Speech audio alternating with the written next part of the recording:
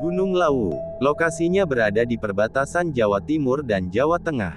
Letaknya pun ada di 3 kabupaten sekaligus yaitu Karanganyar, Magetan, dan Ngawi. Tergolong gunung yang keramat, Gunung Lawu syarat cerita sejarah dan misteri.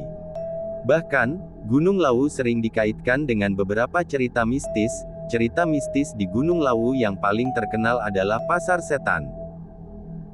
Membahas cerita mistis di Gunung Lawu pasti berhubungan dengan legendanya.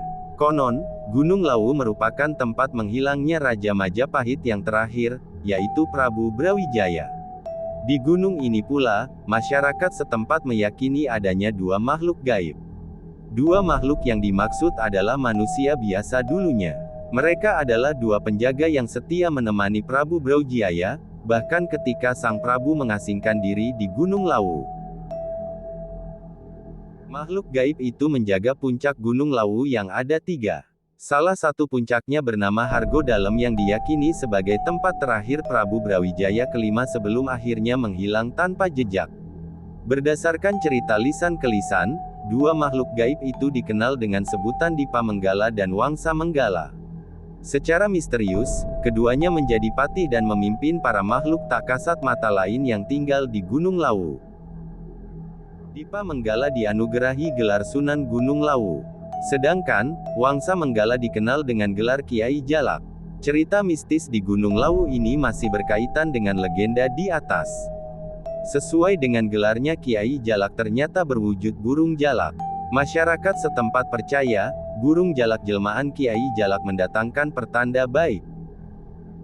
Apabila pendaki gunung melihat burung jalak tersebut, maka ia dianggap telah disambut dengan baik. Biasanya, Kiai Jalak akan menampakkan diri ke para pendaki yang menjaga tutur kata dan perilakunya selama di gunung. Mereka yang bersikap sopan dan tidak melanggar pantangan akan ditemui oleh Kiai Jalak. Bagi pendaki gunung, mitos Pasar Setan paling sering dibicarakan. Keberadaan Pasar Setan diyakini ada di beberapa gunung sekaligus. Salah satu yang paling terkenal adalah Pasar Setan di Gunung Lawu. Pasar Setan adalah pasar gaib yang menjadi pusat transaksi jual beli layaknya pasar umum di kehidupan manusia. Namun, beda dengan pasar yang kita ketahui, Pasar Setan ini didatangi oleh makhluk-makhluk gaib yang ada di gunung. Untuk manusia yang melihat, Pasar Setan umumnya dianggap mirip dengan pasar tradisional dengan aneka barang menarik yang dijual. Akan tetapi, sebenarnya barang yang diperjualbelikan bukan barang biasa, melainkan tanah, batu, dan dedaunan. Nah, Pasar Setan di Gunung Lawu disebut dengan Pasar Dieng. Konon, pasar tersebut berada di pos 5 lewat jalur pendakian Ceto.